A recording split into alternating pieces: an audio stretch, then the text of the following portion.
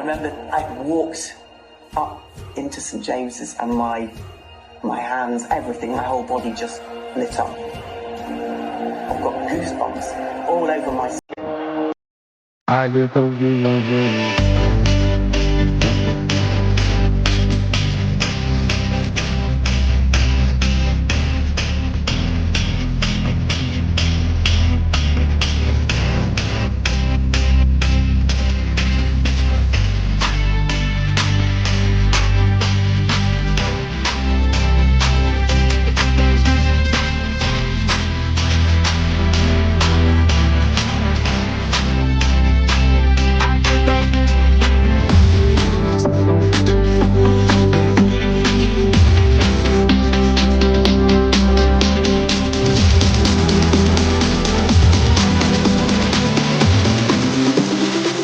I get those goosebumps every time you come around.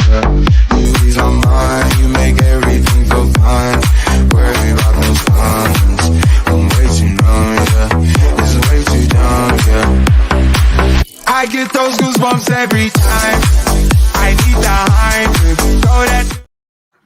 Get in! Get in! Yes! Get in! Get in. We're here, and you can hear me now, Pete. The tech issues are over. It's been a day of tech issues. But hey, how are you, Pete? Apart from everything else, how are you? Europe, ole, ole, ole. Europe again. Europe again. Europe, ole, ole, ole. Come on, City. Don't let us down. Buzzing, mate. Absolutely buzzing at that today. I'm sure we'll get into all the finer details, but I am absolutely buzzing to end the season like that. So many streaming in now on the chat. Get your likes in, get your comments in. We'll try and get through all of them as much as we can. Let's celebrate. Cheers. Cheers. Cheers. You're on the brandy. You're on the brandy already. Streaming. Don't talk to me about streaming. Damn you, streaming. Oh, it drove me absolutely mad today. Oh. You're not the only one. Yeah, it was annoying. A lot of people. Okay. Yeah. Not good. Gonna give a shout out to I found a Newcastle supporter in Galway today in the pet shop in Pet World in Galway. So hello, Mike, and I made sure to tell him about to subscribe. So yes, there's another one of us knocking around here as well in Galway. So great to hear. But yeah, you're all good, Pete. Let's just get into it. I'm great, mate. I'm great. How are you? Yeah. How are you, Dad? I'm grand, yeah, apart from being roasted in here now as the sun starts to go down and like I'm on the sun. But no, yeah, everything probably that could go wrong went wrong for me today, especially on the streaming front. So a bit frustrated about that, but the result makes up for it, of course. So all good. Oh, look, let's talk about the game, because I'm going to need a bit of your help, Pete, to piece together the game, because my stream was stopped starting and just crazy. But before all that, let's and you know what? Let's before we talk about the game, let's go straight to the table, because the season's over. We can go back to the game. And yes, the prediction came true. This is why you're doing it. Let's do it. Why not? Yeah, our first season since the Premier League began, of finishing ahead of Man United. It might just be a goal difference, but it's a hell of a lot of goal difference as well. So let me share the screen and you'll see the table. So this is the table. Everyone's streaming in as well. Make sure you smash that like button as you join us. We want at least 300 likes for this last reaction of the season, in the season reaction. So this is where we ended up. We finished in seventh spot. Nothing can change that now. We're in seventh. Finished with 60 points. Behind Chelsea, who finished in sixth. Ahead of Man United. That's the most important thing on goal difference. 22 goals. They didn't even manage to make it evens on their goal difference. But yeah, let's hope they don't score too many goals next Saturday as well. More about that later. Tottenham finished fifth. Villa finished fourth. Got smashed today, though. Interested in that. Klopp is gone. Klopp is away, and Chris is get out there celebrating or involved in the Klopp going away party, I'm sure, somewhere. And Arsenal finished second, even though they made hard work of beating Everton, but it was to no avail in the end because City got away with it, and they are crowned champions. So congratulations to City. We must say first, congratulations to City. Congratulations to LB as well, and the other Man City chap we had on during the season. I can't remember his name now. Oh God, you throw me. Never a foul. Yeah. Oh yeah, Daps. Of course, Daps. Yeah. Yeah, great guy. It was great chat with him. But so congratulations to City. Congratulations to Pep. He adds some more trophies. A lot to go along with the 115 charges. So yes, but there's room for one more there. I'd like to see an FA Cup there beside him as well, if that can be arranged. Bring that on. But Pete, your thoughts on the table, of course, and anywhere you want to zoom in on, anything you want to talk about in regards to the table first. I'm not gonna lie.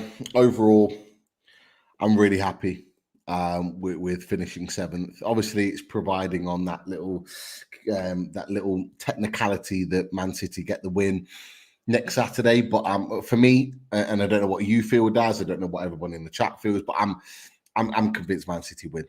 I'm convinced Man City are picking up another trophy, as you mentioned, Daz, and that all solidifies Europa Conference League football for Newcastle United next season. And look, we've talked about it on Loaded all the way back since November, and I've maintained and I've said it all the way through.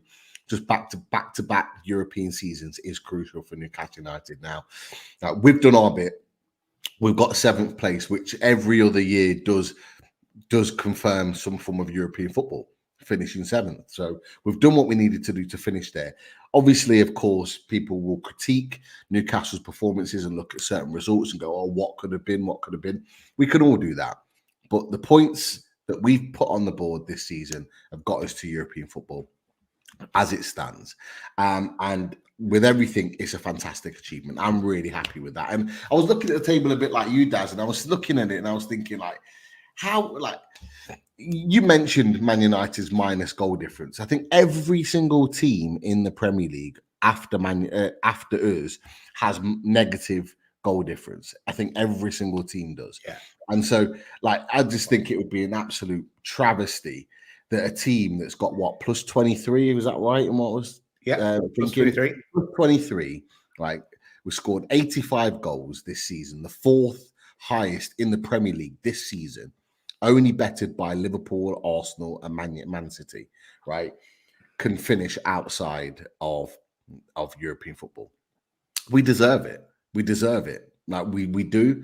And this is why I'm so confident that Man City will win. I just think, you look back, it's been a good season. It's not Champions League level season, but it's been a hell of a good season with us building and growing. So yeah, I've got no complaints on that whatsoever. What about you, Daz? I'm not going to say it was a good season. I'm going to say it was a bit torturous of a season because after last season, the highs of how everything went our way, and it did go our way last season. Everything fell into place. We, in some ways, we got lucky to get where we were. Everything seemed to fall into place for us. But in contrast, things fell out of place for us a lot this season with Tonali, the injuries, Pope being the biggest one, and injury after injury, and it was popping up every game. We'll come along, we'd lose another player, and then when someone was meant to come back, it was delayed further, and so on and so forth. So it was just a bit torturous in that sense, but this is a project. We have to build on it every season. And you made a great point, Pete, back, I'd say about 4 months ago now. And it convinced me, myself and Chris at the time, and that the conference league was important for us to stay to remain in Europe, try and be in Europe every year, and to not step out of that. And also with our 70 years without the trophy or so, what a European competition to be in, and win with a chance. And it's a new format as well, so it'll make it interesting. And we'll have a great chance. We'll be one of the favourites, if not the favourite, in that competition, assuming City go and win that FA Cup on Saturday, which I think they will. It'll be a massive shock if they don't. But I know Man United have been gradually getting better as well, to a degree. Like they played well against Arsenal. They bet us. I say they played well, but they bet us, and they won today. So against Brighton, who are going to be missing their manager now as well. A lot of chopping and changing, manager wise and squad wise now as we come into the close season. But yeah, just delighted we finished seventh as well. Look at that. I had dreams of finishing third at one stage. Were crazy dreams, but yeah, fifth was kind of my first prediction. We fell well short of that, but the fifth only gets you Europa League anyway. And now the way things worked out, again, we didn't see that coming either. We thought fifth would get Champions League with the European spots, but with the coefficient and blah blah blah. But that is the table. Just before you turn that, take the table off, Daz. Like looking ahead to seasons in the future, this is the ballpark figure that we should be looking to get to.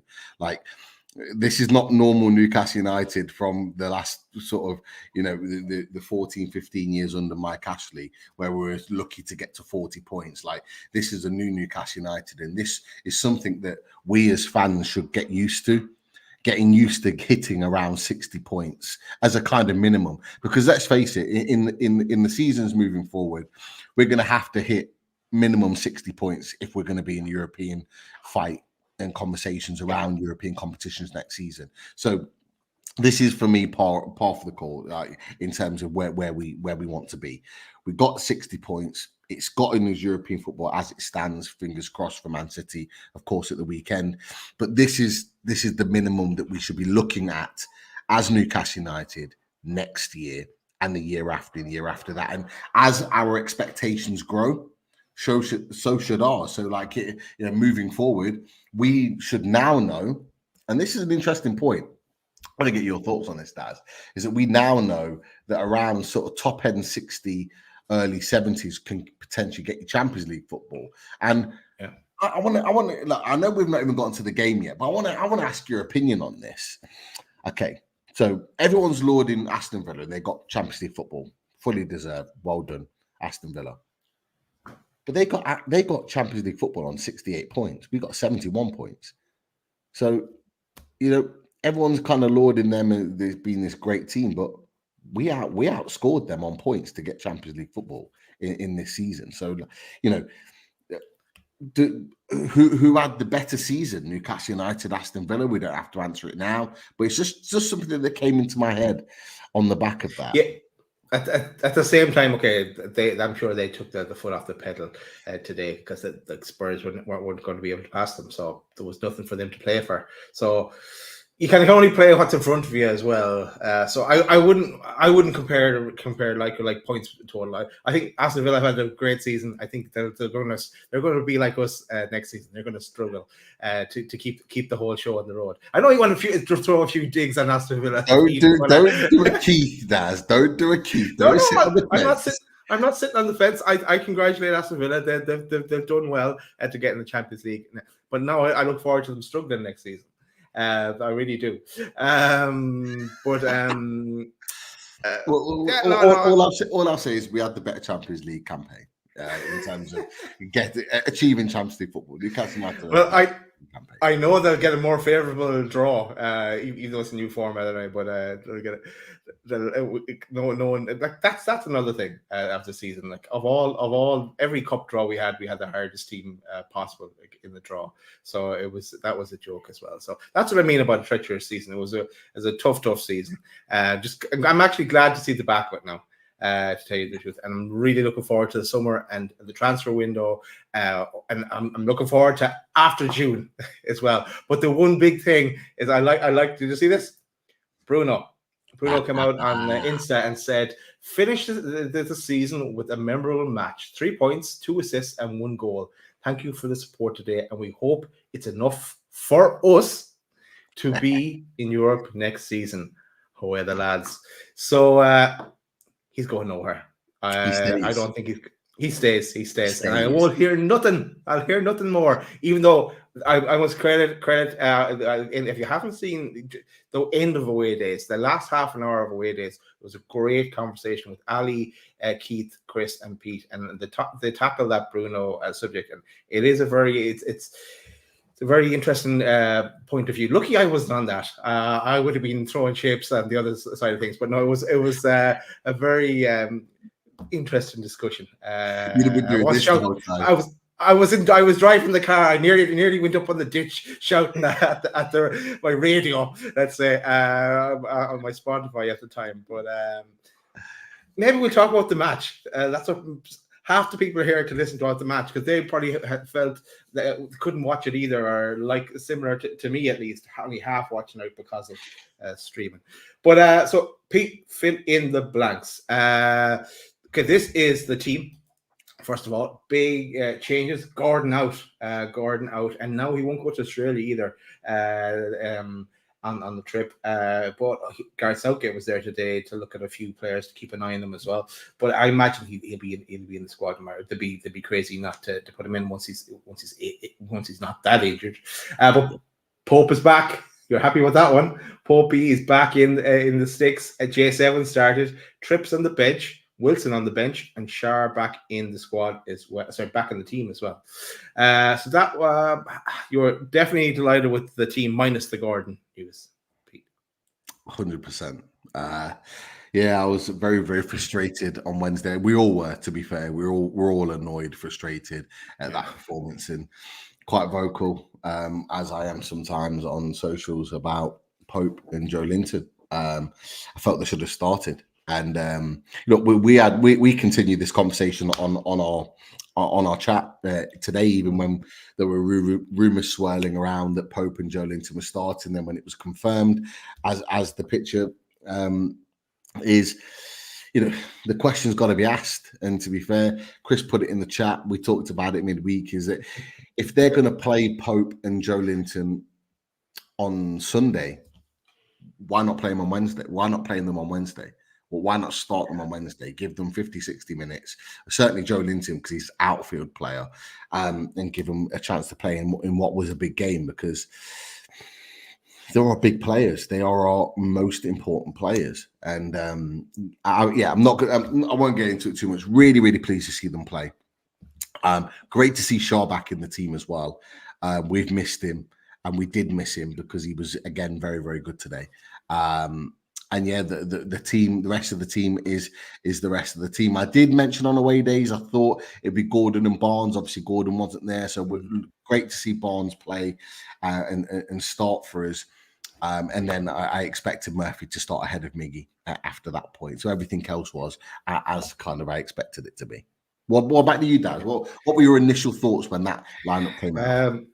Well, I was waiting for Chris to speak up about the Pope. Yeah, look, I was happy with the squad apart from Gordon. I was freaking out when Gordon wasn't there, because everything for us goes through Gordon. But it worked out with Barnes. Obviously, Barnes, we know Barnes can do a job, and you mentioned it on away days as well. Remember, you saying that Barnes isn't an impact player.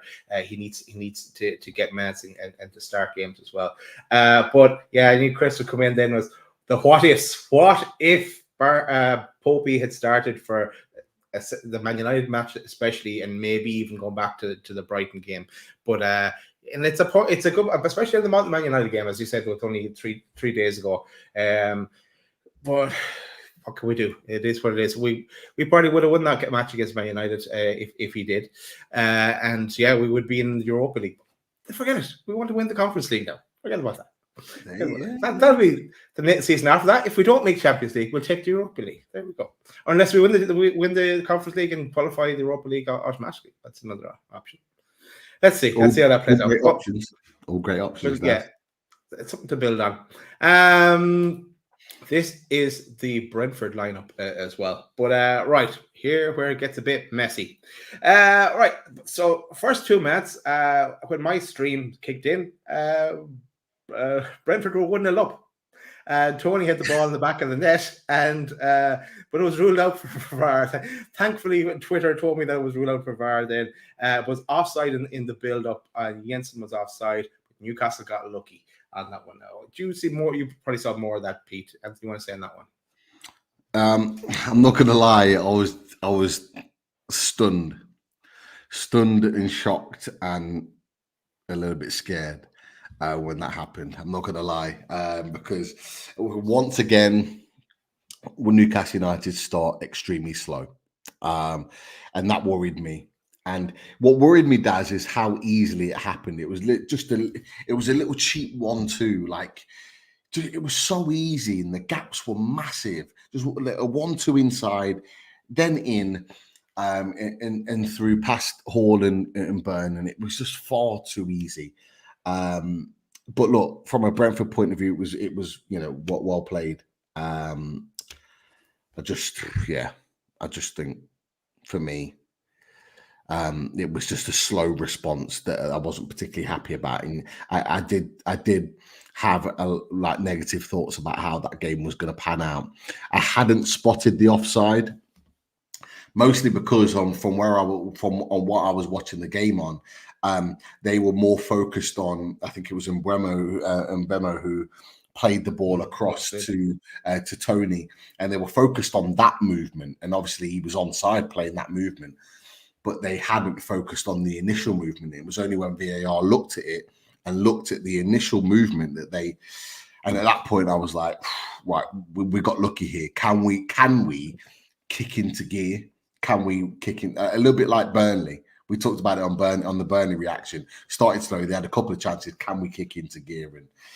And thankfully we did. What about you, Daz? I just saw the 1-0 and I said, oh, those fucking green jerseys. Oh, what's those green jerseys? I despise them, even though I have one. I think I've only ever worn it once. Later on, I was saying, "Come on, you boys in green," but yeah, no, I was blaming the green jerseys at that stage. But we will move forward because the ninth minute, Joe Linton had a chance. Ball across from Isaac, and Joe Linton missed a sitter. He put it wide. Thoughts on that one? Well, firstly, great bit of quality from Isaac. I have to say, Alexander Isak, he looked at it today. Like, he looked like whatever was affecting him for the Brighton and the Man United game, like, he looked properly on it. And when he was going at, I think it might have been Pinnock, when he was going at the defender, he left him for dead, cut it inside. And like, just my eye lit up. I'm already half celebrated. I'm already expecting the neck to bulge. And when it goes wide, I'm just like, oh my God. It just had Dortmund away vibes all over again with that head. It just heads it wide. I'm just like, is it going to be one of those days? Because you just couldn't. You think to yourself, away from home, you can't miss chances like that because you might not get another. And that was my initial thought. But I have to say, it filled me with confidence that we were showing an attacking intent, because up until that point, Brentford had a couple of chances and they looked like they were at it. So it showed me, it made me feel like we were kind of turning the tide slightly with the game, because we were actually attacking them and going at them, and it pushed them back. So although I was like distraught at that miss, there was some confidence there that we were kind of just turning the screw a little bit. Cool. But then fast forward to 21 minutes, because I probably didn't see much in between that space of time and the next one, because yes, actually I did, because I got my stream back working, and as soon as I did, Barnes scored. So excellent ball in from Bruno, who was absolutely unreal on the day. But Barnes, great header, like pretty much like he does in Football Manager. I've seen him do that move in Football Manager a few times, and back of the net. Celebration from Barnes. 1-0 Newcastle. Thoughts on that goal? Harvey Barnes. This is why we signed him. He just likes to get in those little pockets where he's dangerous in front of goal. I have to say, it's a great some really lovely movement started to kick in before that goal happened. We started to really kind of dominate possession and really kind of stamp our authority on the game. Lovely clip ball by Bruno to the back post, and Barnes, he's had to wrestle the defender off to get that header free. And he's done it. It's a great finish, really good finish, right into the top of the net. Flacker had no chance, and I'm not gonna lie, I was bouncing when that went in, because I just thought that with Newcastle United, very much last season, this season, we need the first goal. If we don't get the first goal, the pressure is on. So to get the first goal, I'm like, yes, we've got something to hold on to.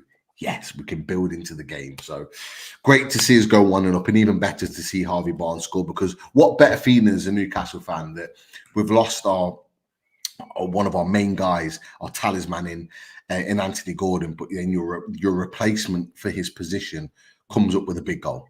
And so, when you're looking at that situation, you're thinking like, that is exactly what you want. So great to see it. But your reaction to Harvey Barnes, Daz? What were the feelings? Yeah, I was just reaction. My first reaction was, yes, I've got a stream that's decent. I can see it hasn't crashed every 15 seconds, and then we scored a goal. Just a great turnaround, and from the early setback that with the ruled out, the Tony's goal ruled out to that. So yeah, it was a great. You're thinking, is this going to be our day? And then looking at the other scores, then as you keep an eye on all the other scores, and Man United were 0-0 that time. Chelsea could have been 1-0 up, but that stage I'm not 100% sure. But yeah, delighted at that stage. But then 3 minutes later, we had the ball in the net again, because Longstaff had the ball in the net, but it was ruled offside because Isak played the ball in from. But when Isak was kind of moving out,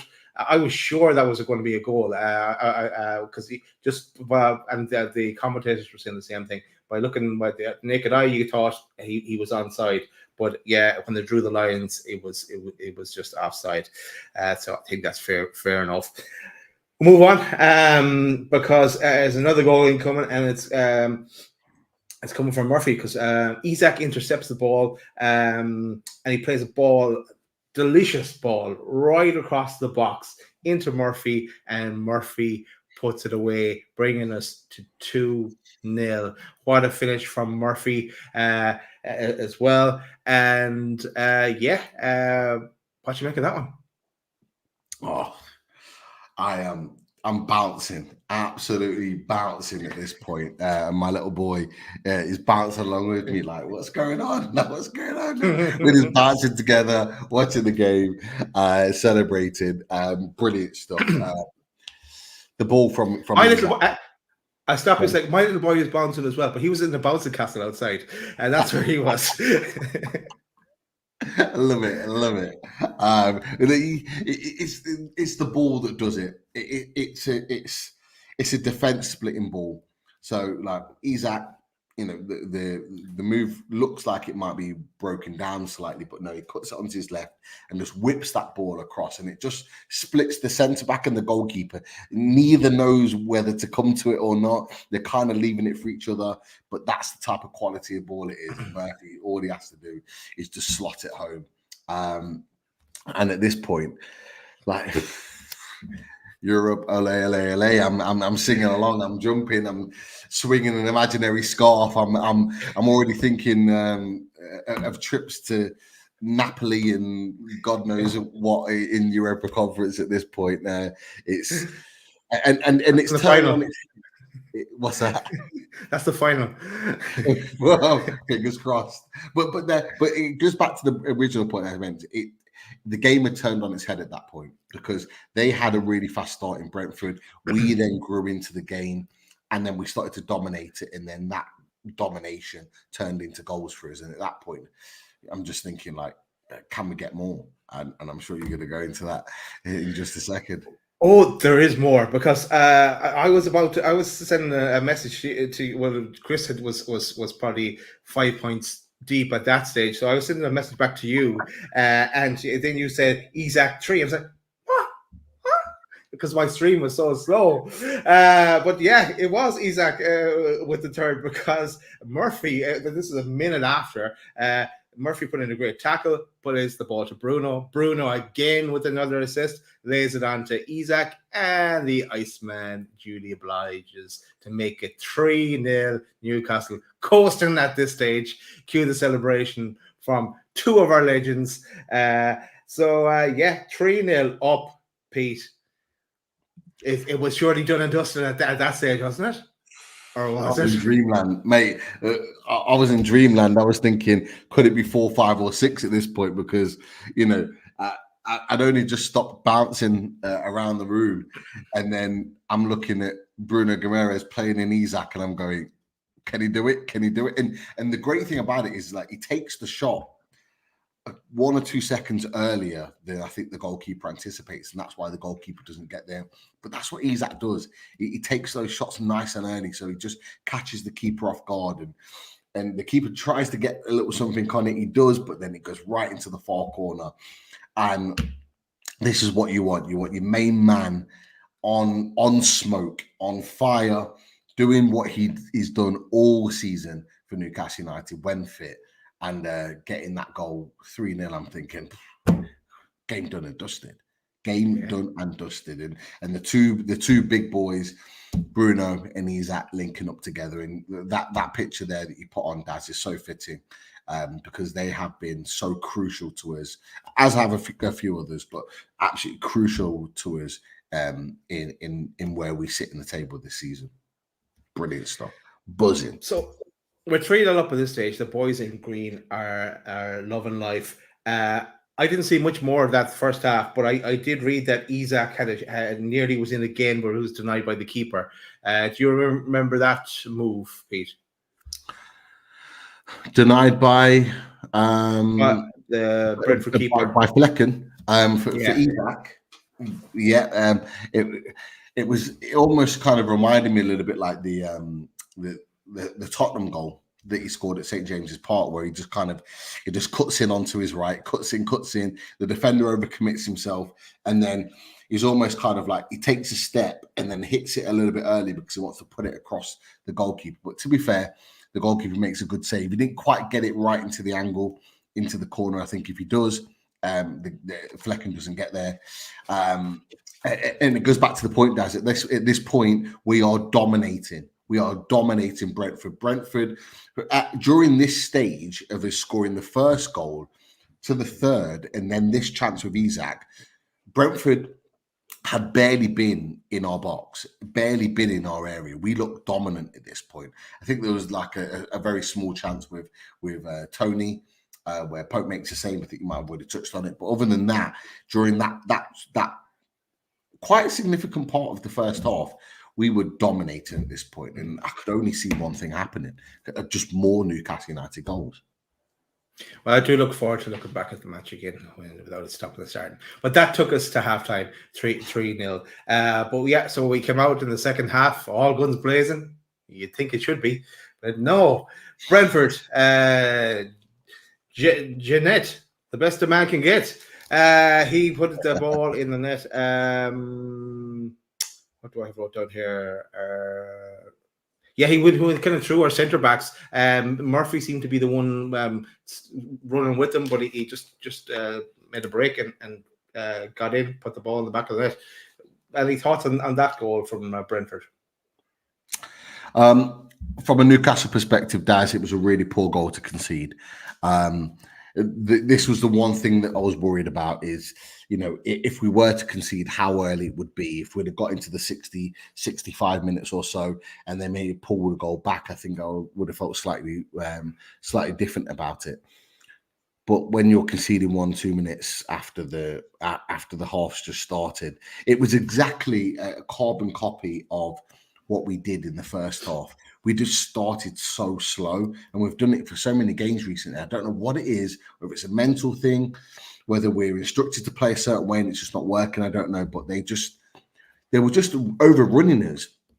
It wasn't due to numbers. It wasn't due to, the fact that we didn't have players in positions. We did, but they were just running and we weren't tracking. We just was completely switched off, and it was a really poor goal to concede. I think Pope's positioning was slightly off for the goal because he was slightly too far to his left, because the goal actually, it isn't like right into the far corner of Pope's right-hand side. It was a little bit central, but I think Pope's positioning was just off. But I think it was because of where the ball's coming, and Yano has hit it quite early. Good goal from Brentford's perspective, and at this point, as you know, Daz, I'm worrying, and I'm just like, oh, for God's sake, like don't do this to us. It probably wasn't the best of time for me to say bring up Keith Rhodes' prediction of 3-3 then at that stage. I think I brought it up at that stage. I'm not too sure. But what was my response to? Was it something like, don't you dare? Don't you dare do that to us. Don't do that to us, man. It was funny for a while, but it didn't turn funny. It wasn't looking funny then after that. But anyway, then when he did a dive, he did a Miggy style dive, and looking for a penalty, he got a yellow card for that. Byrne got a yellow card for a bit of a professional foul drawn back. His man got on the wrong side of him and he had a bit of pace, so yeah, he took one for the team. 60 minutes, Shard, a free kick into the wall. Isak was kind of off balance a bit and scuffs the shot wide. That was an interesting chance as well. Do you think that was a big chance, Dad? Do you think that was a big chance? Well, if he steadied himself a bit, he was at a bit of an angle, but I thought, it was a decent chance. Yeah. I did. I thought it was a big chance. I was screwing at that point. Not Isak, just about the whole situation. Just because at that point you're thinking 3-1, we get the goal, it just ends the game as a contest. Their heads drop, like it probably ends 4-1 at that point. And it just, I just think when those chances fall to Isak in that position in the area, I just think normally he's so clinical, but the ball does take a little bit of a bounce up before he hits it, so it's not cleanly hit. It is a bit awkward, so we can allow that. But again, with the situation as it was, you just want them to take their chances. It was a decent chance. It was a decent chance, yeah. 62 minutes, Pope saved tonight. Tony, then on comes some of the subs. Murphy off, Miggy on. Barnes off, Anderson on. 67 minutes. 70 minutes. This is when the joke did not turn funny. When Issa scores, it looked like Byrne on replay there. It looked like Byrne was trying to track him, but it was a great finish. I think it was outside the box when he hit it. Good strike, 3-2, and in around the same time, Man United had gone 1-0 up. Because I remember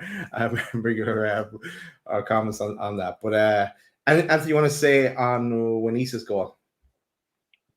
Great finish, and he's a talented player. He's an underrated player, Wisa. And to be fair, I don't blame Pope for that at all. Like, you can't blame Dubravka. Right into right into the corner. The difference is Pope was diving for the ball and wasn't that far away. Dubravka would have just kind of stood still, but maybe I'm being a bit harsh there. But let it go. I just think the defenders could have done more to close it down, to get closer to it. If you look at it from behind the goal, Kraft kind of turns his body away from it to allow it to kind of literally be bent round him. If he stands up and kind of takes it, he takes it on the chest or he takes it on the arm, or kind of shoulder area. If he kind of fronts it up and takes it, it maybe doesn't get there, and something to work on, just being a bit more stronger and in that position, holding your ground. They're minor things, but ultimately it was a great strike and fair play. And at this point, I'm not going to lie, I'm panic stations, alarm bells ringing, the fire drill. I'm putting a fire alarm. Like, I'm worried at this point. How are you feeling at this point, Daz? I just have the picture in my head of Keith with 3-3 on his phone, and that was ringing in my head at that stage. Especially with Man United going 1-0 up, I was there. Oh no, it can't all end like this. The season can't all crumble like this. But we move on because at this point my stream dies. I can't see anymore, so I've seen the next goal on my phone after the game. But there's a penalty shout to Newcastle. I don't know, did the referee give a penalty first, or but it ended up being a free kick. Did he point to the spot first? Yeah. He put the ref gave the penalty, so it was a penalty to Newcastle. Foul on Lewis Hall in the box on the left hand, on Newcastle's left hand side, and then VAR overturn it. Now, for me, I don't know what people in the chat are going to say about this. For me, it is a penalty. It is an absolute penalty all day, and I was absolutely seething that they did not stick with the penalty, with the initial decision of the referee. It wasn't clear and obvious, right? Basically there was a double contact. There was two forms of contact. One on Lewis Hall just outside the box, and then one clear as day in the box, which Lewis Hall eventually goes down for. For me, that's why it should be given the penalty. Now, people in the chat, if you disagree, put your comments in, let us know, because like I'm obviously interested to hear different opinions. But for me, the initial contact doesn't make Lewis Hall go down, but the second contact is really clean on the back of his foot, and that makes him go down. It should be looked at from the fact that that is the contact that effectively brings him to a halt, because he's in the area. He gets a clean shot on goal. For all we know, he scores. Like he could be scoring that chance. He's proven it already this season. He can score goals from those type of positions. I just think it was a penalty, and it was just classic VAR for me, making a big mistake when they didn't need to. The ref had given the penalty. He felt it was a penalty because of the contact in the box. So for me, it wasn't clear and obvious to overturn. So it'd be interesting to see what other people think on that one. I might even, I'm working through the comments, but I might just kind of sift through to that point right now. Cool. I look forward to seeing that bit back. But we have a free kick then, and I believe Isaac took the free kick. Oh, yeah, he did. I saw it again. And Bruno was there with the rebound, fastest to react. Cue Bruno's goal. And all the celebrations, as usual, we all love to see. So here's one of them, at least. But here's one that's live long in the memory with the hat, Bruno and his magic hat. Get it in. What do you want to say about Bruno's goal, Pete? Yeah, so I went from being absolutely seething to, again, bouncing around the room when you see Bruno kind of reeling off towards the away fans in the corner. Brilliant anticipation is what I'll say. The free kick comes in nice and low, makes the keeper have to make a save, pushes it out. Bruno, first to react, boom, just gets the right touch on it, straight down the middle, and sends Fleck in the wrong way. And at this point, I'm thinking, surely we're taking the points home today at this point. I'd love to see Bruno reel off it, doing one of his 50,000 celebrations for the Newcastle fans, and a new one, as you said, from the photo that you just put on. A new one with Don in the hat. He went for the knee slide. He went for the old this kind of passionate scream. Then he's got the hat. I think there was a couple of others after that. He'll have to do next season. He'll have to up his game. Maybe take out a Spider-Man mask. And that's one for the repertoire. Next season, we'll look forward to seeing him next season in a Newcastle jersey, doing many more celebrations. But since then, Isaac on H2 minutes, Isaac off, Wilson on, J7 off, Trips on, 91st minute, Shar off, Dumadon. I said to you, Pete, what's the odds of a 4-4 here? Can we get odds on that with Duma coming on the 91st minute with 6 minutes remaining? But it wasn't to be. We won the game 4-2, finishing in 7th spot. And as we show the table already, we finish ahead of Man United for the first time ever in the Premier League on goal difference, but that goal difference being 22 goals. So that is where we finished. Job done. Season over. Yes, I think before we go to some questions, let's just play a bit of the Radiator Shed, just to calm us down.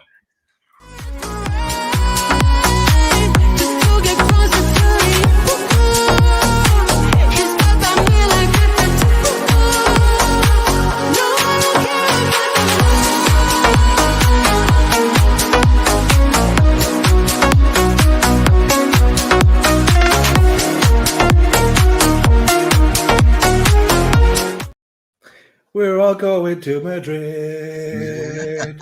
Anthony Gordon.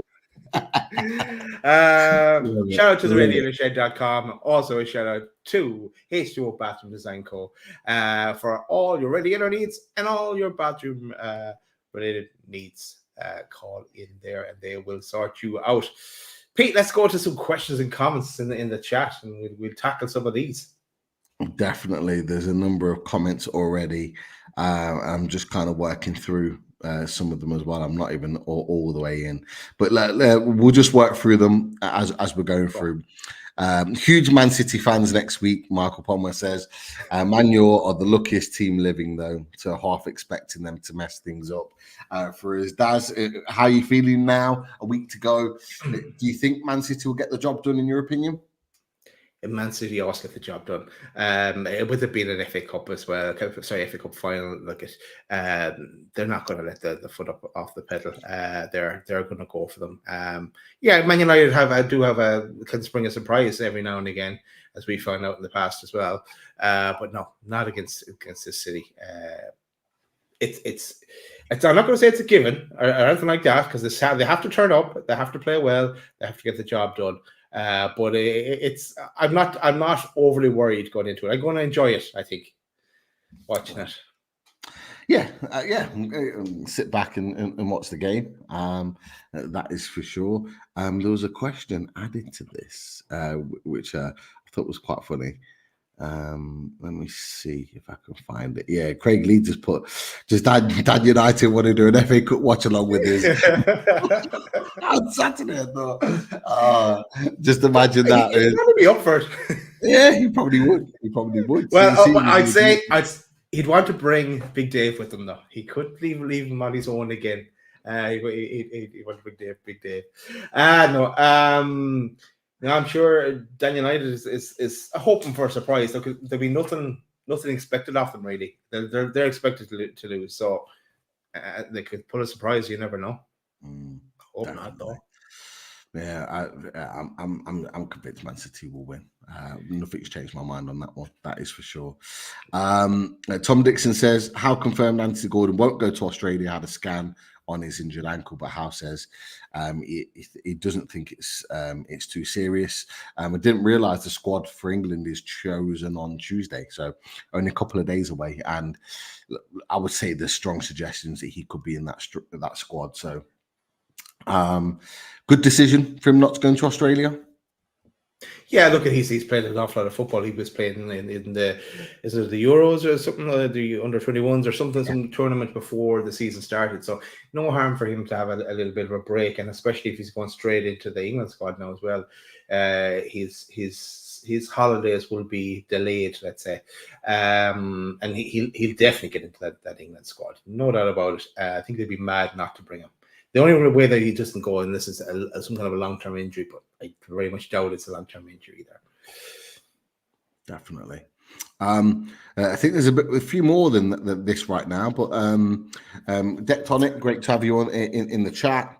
200, I think there's 240 odd plus watching, but only 77 likes. Come on, people. Come on. Smash the likes. All of our spanners are telling you to smash the likes. So hit the likes. Daz, have you given a number? I don't think you've given a number. I haven't given. I did. I said 300, but I'm going to give a bit of encouragement. Smash that like button if you think J7 is better than Conor Gallagher. That's all you need. That's all the encouragement you need. Thanks, Graham Bailey, for that words of wisdom. But friend of the channel, Graham Bailey, I should say. Perfect timing, because David H actually says Conor Gallagher better than Joe Linton, and he laughs. Daz, what did you make of Joe Linton's performance again? Joe Linton was a powerhouse today. He got the yellow card. I was a bit don't get sent off, Joe. He was powering his way through. He did go down injured then, I think, at one stage as well. I was a bit worried about that. I'm not taking anything away from Conor Gallagher, because Conor Gallagher is a good player as well. But when the statement came out, it was Joe Linton was better than him, and we weren't having any of that. So great to have both of them. I must say it would be great to have that option, because it does. All indications are that he will be kind of on the move by the sounds of it. But Spurs are looking like they might throw in a bid there. Yeah, definitely. Andrew's in the chat. Great to see you, Andrew. Good evening, all. Good 3 points. To be honest, glad the season's over. Can we have a bit of luck next season, please? Well, we haven't had any this season, so surely, Daz, we're due a hell of a lot of luck next year. Yeah, and I think we need to make our own look as well, Pete, because we have to be smart in the transfer window. Pick up a few free transfers as we're talking about, and use the money that we will have available wisely, and strengthen the areas where we're weak. And we need to offload a lot of the dead wood as well, and sell some of the players that we can get a transfer fee for and reinvest that then in the squad, because we can't go into the season with just one decent goalkeeper in Pope, because it's madness.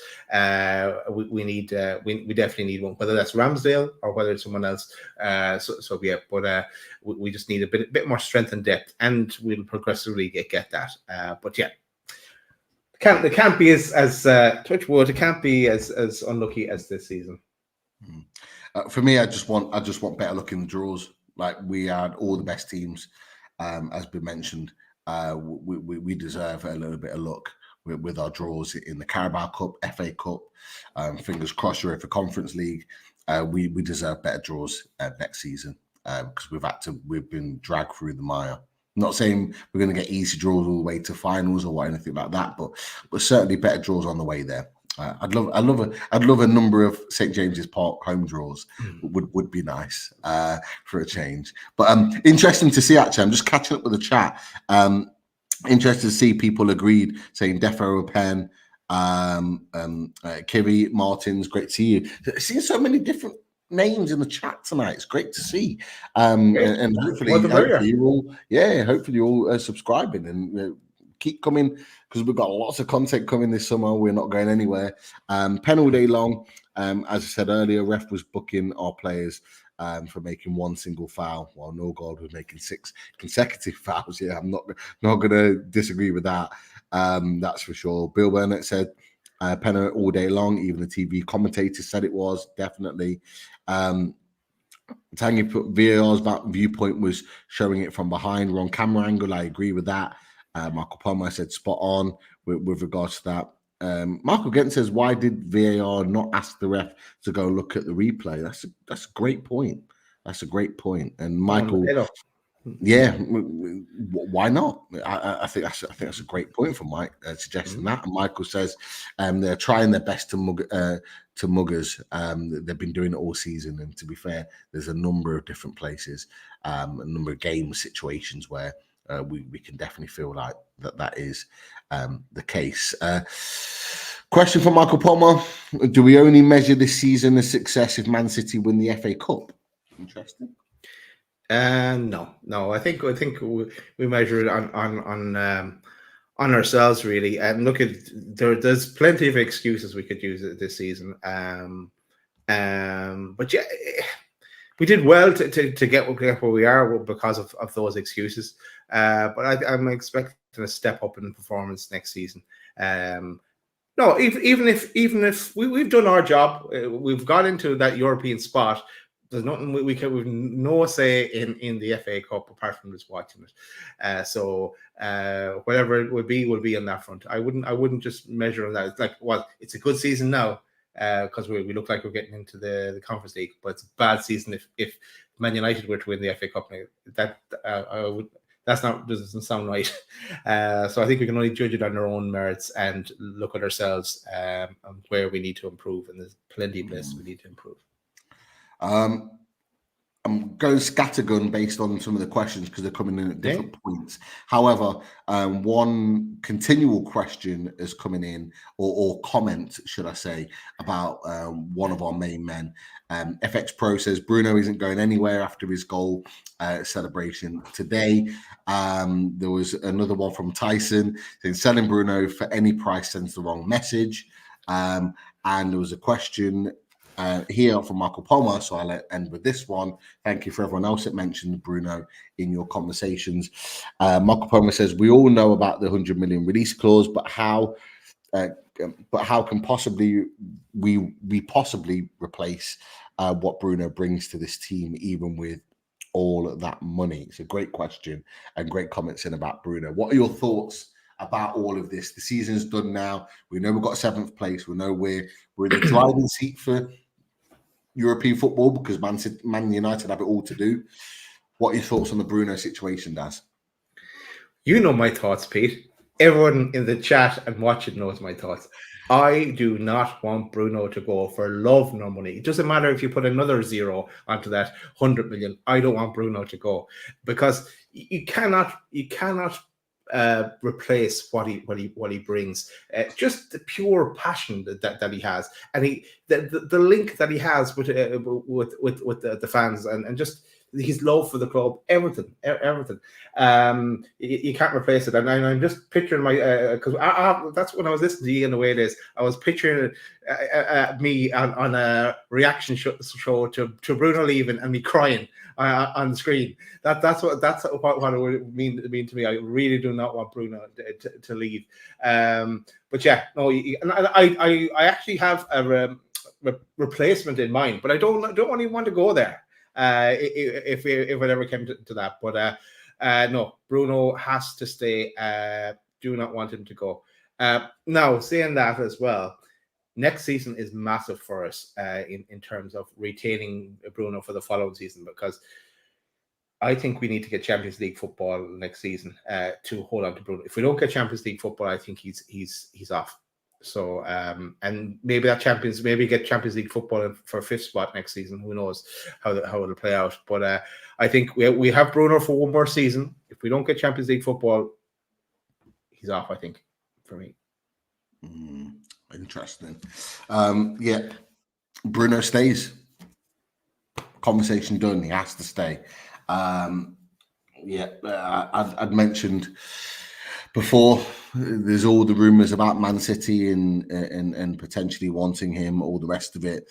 We don't know until it's official. We don't know, so it's all real speculation. But the love that he gets, I've been watching a few videos of fans that were at the G-Tech Stadium today in the away end, and the love that he gets from the fans. I don't know if you've seen it, Daz. Obviously, he's kind of like waving double-handed to the fans. Some people are reading into it. For me, I didn't see anything in that. It's what he normally does. He waves, he appreciates. He quickly turns the double wave to kind of like the appreciation of fans, which he always does. Nothing's different today than what it is in any other game. But of course, with all the speculation, people are reading into it and reading into it a little bit too much. Bruno Guimaraes loves this club. That's why he came out with this, I think, Peter. That's why this. We'll read it again. Actually, I'll just take the banner off. So he came out and said, "Finish the season with a memorable match: 3 points, 2 assists, and 1 goal. Thank you for the support today, and we hope it's enough for us to be in Europe next season." Away the lads. He should have meant the us evening capital just to reaffirm it. Yeah, no, I don't think he's going anywhere. I know the talk of Man City, but then again, is he going to be? I think I said he will be kind of second fiddle to Rodri in the Man City team, whereas he's absolutely legendary status. And as you said in the way it is as well, if he wins something for us, you said if he won something and then went off, then he'd get a statue. I think he has to win something with us and stay. Then he gets a statue. That's my terms and conditions on the statue. Not having him leaving after that. Hey, I'm not arguing against that. I'll take that all day long. And to be fair, I've managed to catch up as much. Sorry if your comment hasn't come on the screen, but just catching up. There's so many comments coming in, but so many great points and opinions about lots of different topics. Certainly, there's a few around Bruno Guimaraes as well. Michael's very staunch in the opinion. Bruno's going nowhere. Where would he go? Who can actually afford him? He loves the city. His dad is worshipped. Today showed his love with the celebration. I have to agree with that. Like where is he? We've said it before. Where is he going to get this anywhere else at any other club? Alan Thompson agrees with you, Daz. Spot on, Daz. We cannot sell our best players, else we will never be number one. Simples. And if Bruno and Isaac Gordon are sold, then we are not aiming for the top. Again, there's no arguments from me here, and I'm sure Daz, you would agree with that. Interesting from Mike Gent. Was it Bruno's advisors or the club who put the sell-on clause in the contract? In my opinion, we shouldn't have done it. Interesting.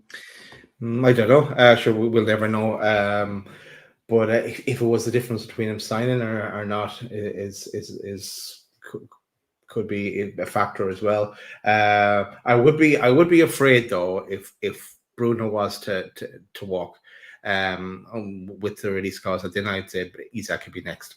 I just see a domino effect then. If it just sends the wrong message as well for what we're trying to do and kind of go. And we are at the mercy of what Bruno wants to do in the next, is it 5 weeks? We have 5 or 6 weeks to the end of June. And I don't know, does that clause remain next season as well? Is it? Who knows? We'll never know. I think that part of its contract hasn't been discussed. I'm not sure if it's going to be opened every summer. Who knows? Some contracts are opened up every summer off the back of that, off the back of whatever agreements in place. Everyone's only ever spoken about this summer, so. It could well be that this is it. That this is the opportunity for someone to buy him, or it could be the same next year. But let's not think about next year. Just one thing, Peter, I want to congratulate Alan Thompson as well on getting his prediction right for the number of points we'll finish on. So Alan, he just stuck to his guns. But fair play to Alan. He nailed it right from the start. I think he said 60 points, didn't he? Not a chance. And he puts that in the chat. I was saving that one for later. We'll bring it on now. I told you we would finish on 60 points. Not a chance. He said 45. We'll get a point over 45. Revisited to, I think, 53 or 55. And now sitting on 5, we would have finished behind Wolves. We would have finished in 15th spot. Imagine that. Alan, we see you, Alan. We see you. But no, I'm glad. Start now, Alan, for next season. Well, there we go. I'm going to run through some of the points and comments. Some of them I'm going to say for a little bit later on, towards the end of the comment section. But we'll move it on now. Craig Lee. Today was all about Joe Linton. The difference he makes in the midfield is massive. If he finished his chances, he'll be a top midfielder. He gives us defensive strength and drives us forward. Daz, what is your thoughts on Joe Linton and his performance today? I've got my opinions. What is yours, mate? Well, I'm going to quickly turn around and put it to you, Pete, to get your opinion, because I didn't, my match was stop-started, but the bits I saw, he was putting himself about, and he looked back to somewhat where he was. I look forward to seeing him in pre-season and back strong, healthy, and ready to go at the start of next season with his new contract as well, and an interesting dynamic in midfield with Tunali involved in the mix. Hopefully, a fully fit Joe Willock as well, and whoever else we bring in too. But your thoughts, Pete, on his performance today, more so. Just mentioning those names, guys, is getting me excited for next season already. Like Willock coming back, Tunali coming back in. You know, signings that have not even arrived at the club yet. Wow, like it's a good time to be a Newcastle fan. That's for sure.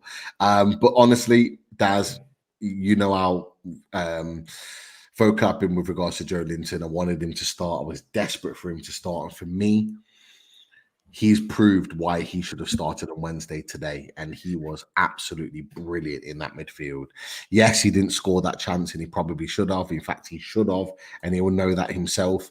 But what we have with Joe Linton is and it frustrates me seeing Joe Linton play the way he did today, because it's exactly what we've missed for so long. That physical element, the amount of recoveries he makes, the amount of times he wins that ball back when he's got no right to win the ball back in midfield, and he just keeps things ticking over. He doesn't do anything over the top of the board. He doesn't play these 50, 60-yard passes. He's not, playing balls through the eye of the needle, anything like that, but he's just full-blooded, gets stuck in, wins the ball, uses physicality around the pitch, and he did that to great effect today. That midfield of Brentford's could not handle him from a physical aspect, and he just recycled the ball time and time and time again, and it's so good to see him back in this team. And you're right.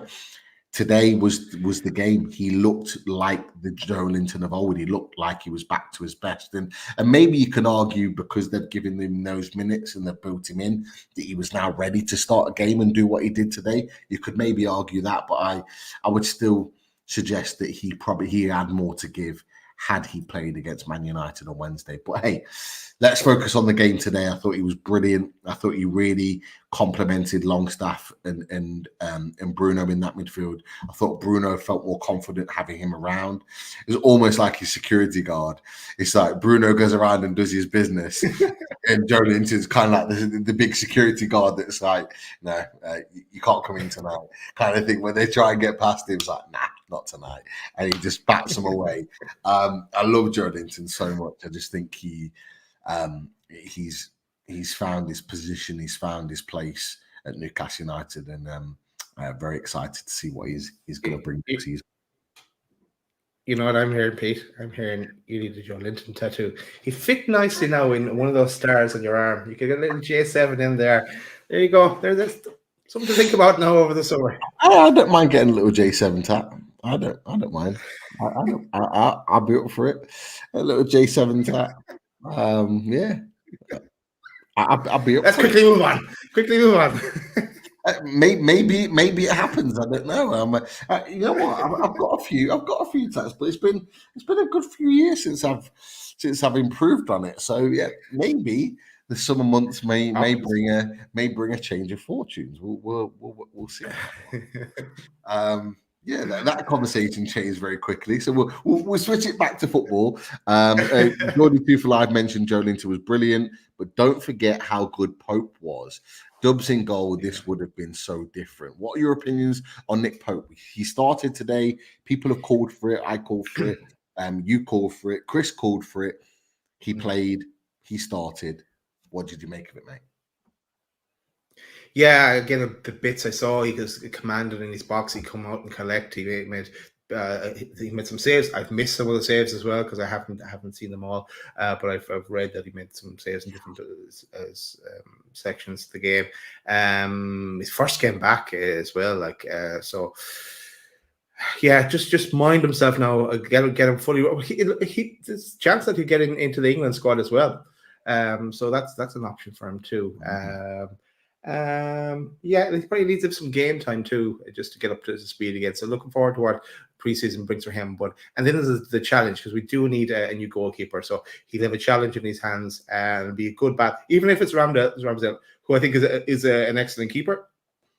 Everyone knows my favorite is Mamashvili. That's who I'd go with. But I like Ramsdale as well, and it'd be a great old battle there between the two. With Ramsdale 25 and Pope is in his 30s, so having an option at youth, and I don't want to see us being left short and Pope picking up a recurrence of their injury or a new injury, and then our season was blown open. That was the start of the downfall of our season when Pope got injured. Well, okay, unless you wanted to go back as far as Tonali, yeah. So we can't be left in the same position next season. Yeah, no, definitely. I have to say, really, really pleased to see Pope back in goal.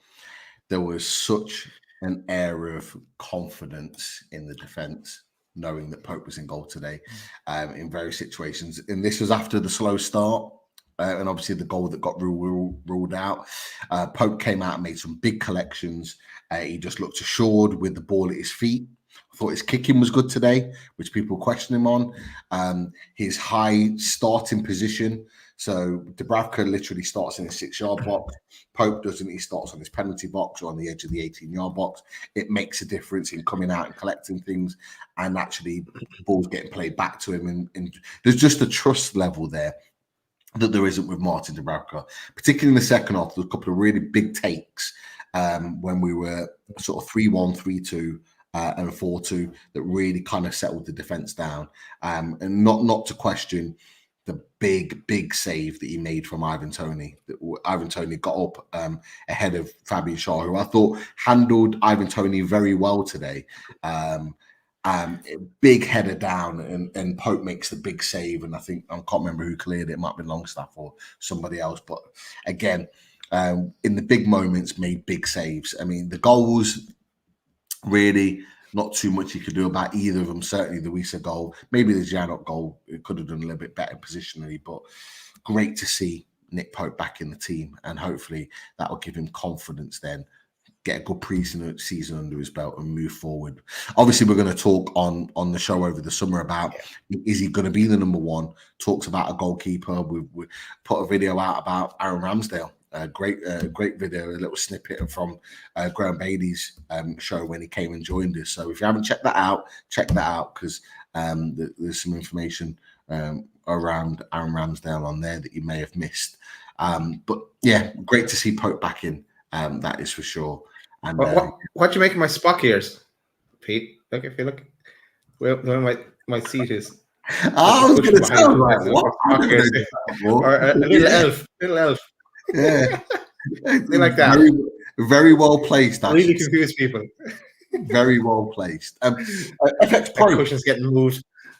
Yeah, definitely. FX Pro puts a question in. Hall must be in contention for the Euros for England. Obviously, you support Ireland, but do you think he's there yet in terms of being in contention for England? Support Ireland is kind of loosely there, but yeah, because they're so bad. We have a manager. I don't think Hall is in contention for years. I think Hall is absolutely excellent, and I'm really looking forward to having Hall in our team and playing left back for us next season and into the future. I think he's going to be a great signing for us, but it's too soon for him to be bringing him into the full England camp. Way too soon. I want him to establish himself in our squad, in our first 11 first, and then kick on from there. He's very young as well. He's in 19 or something. So way too early. He's playing well enough, FX Pro to warrant a spot maybe, but not yet. Yeah, I think next season, regularly playing at left back for Newcastle United, I won't be surprised if he gets an England call up. Someone's just put in the chat, Luke Shaw isn't going to the Euros. He's injured. Nobody knows when he's going to be fit. He probably won't make the Euros. But for me, he's a very similar mould to Luke Shaw. Technically just as good as Luke Shaw, can get up and down defensively. He's getting better and better, and probably could be better defensively than Luke Shaw. I see big things for Lewis Hall. I thought he was excellent again today. Really good. I'm struggling to find a fault in his game. I really am. And as a footballer, as a technician, I think he's absolutely superb. Honestly. 28 million is going to be an absolute snip at getting him from Chelsea. Yeah, Chelsea are going to rue the day that they allowed that to happen. Chelsea fans are already ruining the day that they allowed him to come to Newcastle United. I think they're going to rue that massively, because I'm very, very impressed with what I'm seeing from Lewis Hall. That is for sure. So yeah, exciting times. Is he going to be a left back though? That's still the question. Is that going to be his natural position, or will he find a home somewhere else first on the pitch? 100% for me. 100%. A wing back, left wing back. I think they're molding him into a left back. I think he was a left wing back when he played for Chelsea last season because of the system they played. He can play or started his career in midfield. But I think this is part of, and this for me is part of what Eddie Howe has been doing over the course of the season. I think he recognised that he wasn't quite versed on playing as a left back completely, and I think Eddie Howe has been spending this season working on him becoming a left back, and this is why when we've been asking the question, what's happening with Lewis Hall? What's going on? I think this is it. He's been working on him day in, day out on playing that position, where to be, positional sense, understanding the role. And I think that accumulation of not playing him all the time is what we're seeing right now, is Lewis Hall being comfortable in this position, know what he needs to do, and actually playing really well there. Like, he looks like a left back now. And for me, he'll only get better with more games that he plays. So I'm really, really excited, mate. I'm not going to lie. With Lewis Hall potentially coming in and being that number one left back. Marco McIntyre, great to see you in there. 4-2, great win, brilliant stuff. Yano's in the chat as well. Great to see Yano in there. Just arrived, I believe, and as well just arrived a little bit before that, as many others have just arrived and put their comments in. Thank you for coming and joining us. We've got Foxy in the house. He said, welcome to the loaded team as well. So great to see you in here too. So some of our regulars coming back and joining us, as they always do. I'll run through a few other things. Some of them are about Chelsea. We don't want to talk about Chelsea. FX Pro over 100 goals this season, which is great. Brilliant stuff this season. Great, so many goals. I want to touch on this, what Les Stapleton put in, and so many others have put this in as well. So I apologize if I haven't put yours on the chat. Great to see Anthony Gordon meet up with young Joseph. The smile on that Burns face is priceless. If you haven't seen it on social media, the mother of Joseph, I believe, who has cancer at this moment in time, or is just found out they've got cancer, has had a bit of a conversation with Anthony Gordon, or asked if Anthony Gordon could get in touch, which he did. Okay. And even better than that, he went and visited Joseph, and there's a video out there of them meeting, and the reaction when he sees Anthony Gordon is amazing, absolutely amazing. So just one small example of the great work that our Newcastle United players do for the local community. So great stuff. I don't know if you've seen the video, Daz, and what you make of that. No, I haven't seen it at all. I did see something from Anthony Gordon saying that he sent a DM, but I didn't see anything else after that on that one. But I know that's great and nice one. Okay. Definitely, lots of positivity on the back of that. I'm just gonna work through and get through some of these as we go through. Michael Palmer says he's not confident about Man City winning. They've had so much luck, and it's a derby. Anything can happen. Maybe, but I think Man City got this. Surely does. I'm not going to be super confident because my last few predictions have got wrong. I said we'd beat Brighton. I said we'd beat Man United. I was afraid to say we'd beat Brentford. So I'm not saying anything, but I think we'll win. Yeah, definitely. Jimmy Watt says we win. I think. Sorry. I don't think we'll win. I think we'll be the winners. We're getting to the Conference League, but I think Man City will win. So I should say. Yeah, we win. Yeah, ultimately. We benefit from them winning the game. Yeah. Hey, let's take all the positives as they come. What is your Light best blue next week? There you go. What is your best match of the season, Daz? Great question from Jimmy Watt. Your best match of the season. Best match of the season. I think you've been at both matches of the season, to tell you the truth, Pete. I wanted to go to that PSG one, only for there was something that I couldn't get out of work-wise, I would have put my hat in the ring for a ticket for that PSG game, but it wasn't to be. So PSG game, would probably be number one, but the number two is the game we were at together, loaded, and that 4-3 against West Ham, from being nearly dead and buried at halftime and not being totally stunned, not being able to talk to each other, to the turnaround in fortune there was just unbelievable. So the PSG number one probably, and the match then we're all at the West Ham one, the comeback. For me. Yeah. How about you?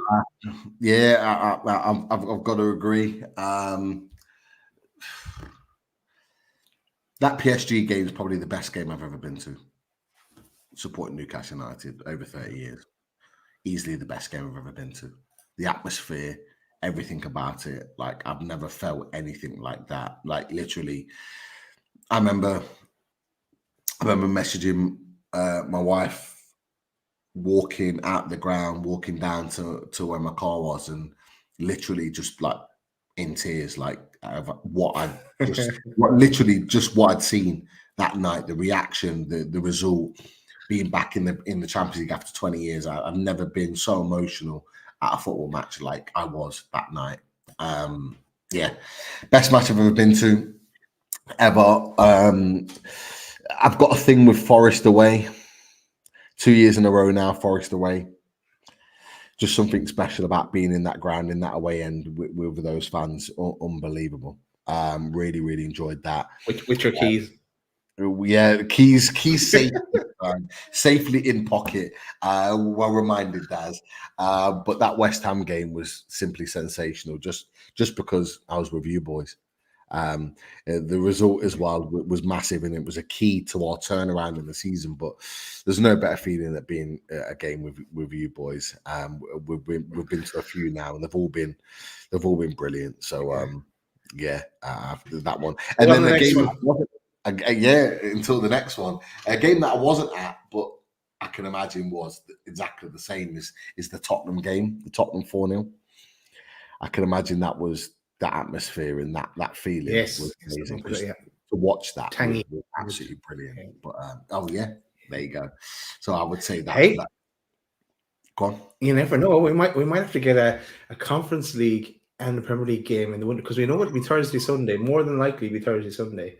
You never know. That could be our plan of attack. Let's map it out. Let's make it work. Let's see how it falls. Yeah. There you go. Just a comment from Michael Palmer. Unbelievable that every Premier League game is not shown live on the last day in the UK. Stupid, really. Absolutely, and especially, I'm not going to lie, having Klopp's last game that meant absolutely nothing on Sky TV, and not Newcastle that are fighting for Europe, Man United that are fighting for Europe, and Chelsea that are fighting for Europe, having those three games on, as well as the Premier League title race, like that just makes perfect sense. The fact that they never did that, I just think is an absolute joke. In Ireland, anyway, because I've Sky Sports, I have TNT, and I have Premier Sports in Ireland. It's a channel you get when you have the other sports packages.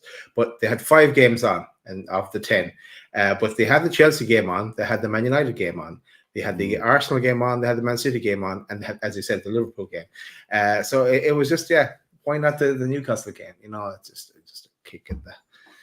Yeah, there you go. Hopefully, we're fighting up at the top end of the table for many reasons, but nearly every game was shown on TV last season, so it was absolutely brilliant. Definitely. Daz, expectations for next season?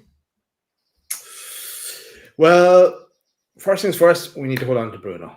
Then we need to get to June, into June. Then we need to build on what we have, and we know the areas that we need to strengthen. We said it before. I would say it again plenty of times in the Fully Loaded Transfer Show.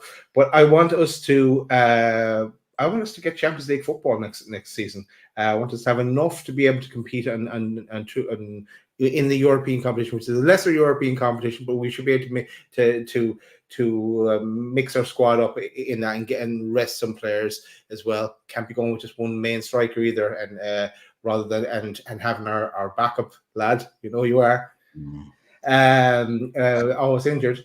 So we need an option, a solid option there.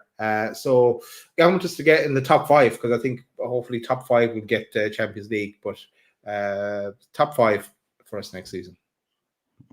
Yeah, I agree. I think we'll be fighting Champions League football, in my opinion. I'm convinced on it. Absolutely convinced that we're going to be fighting Champions League football. And Pete, just to add to that, I've said it already, but I think we are, if we don't get Champions League football, we are in danger of losing our big guns, like the likes of Bruno, the likes of Isaac, and you know we can't really hold them back any further either. We need to be in the Champions League. Simple as that. I think there'll be even questions asked of Eddie Howe as well if we're not up there or thereabouts in that Champions League spots. It's time to kick on now. It's time to start making strides. Yeah, definitely. I agree 100%. Next season is crucial for so many reasons. But I do think we'll be where we want to be. With a lot more luck, less injuries. I'm confident, that's for sure. Johnny V, away the loading mag from a field in Cornwall. I hope Cornwall is as nice as it is over in Leicester and in Ireland. It's been a great day weather-wise, a great weekend, in fact. Hopefully, it's lovely in Cornwall. Love Cornwall, love to be there. Got friends and people we know very well that live in Cornwall, so hopefully be back very soon. I ask a stupid question. What football team is near Cornwall? Because that is my UK geography, where the football teams are. You got obviously teams in Wales that are not too far away. Plymouth, Torquay. Plymouth, Torquay. Someone else might verse me on a couple of others there. They're just ones at the top of my head. I'm looking at, like, on the journey down, I'm looking at places like Bristol, Exeter. Yeah, when I go down there, I always drive past Exeter. You can see the stadium on the motorway; it's just off the top. And yeah, there's like I say, a few others there as well. But there's just a few. Yeovil Town, Yeovil. Oh yeah, not too far from there. There's a few around there, to be fair. There is a few around there, definitely. Interesting. Let's get Ross Barkley on a free from Luton. Only on 30k a week wages. Instant upgrade on Longstaff would help Bruno so much with recovering the ball. Your opinions on that, or do you want to wait for the loaded transfer? It's up to you. Yeah, I could, but look, years ago, I wanted Ross Barkley at Newcastle. It was a different kind of a player then. He's done really well with Luton. If it's on a free, he'll upgrade. He'd be a good squad player. So if a good deal could be done at the right price, why not? You'd look at it. So I'm not going to rule him out. And I think, you know, bring someone else, bring in him as another kind of free transfer kind of option. It will cost us some money, but it leads us to strengthen in other areas where we need to. So, yeah, consider it.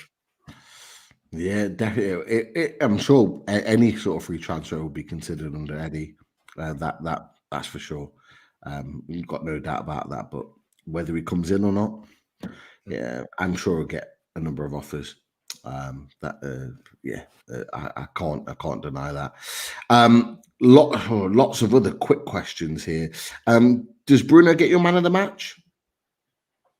Bruno gets my man of the match. Yeah, I thought Hall did well as well, but again, it's in stop-started form. But yeah, I give my man of the match to Bruno.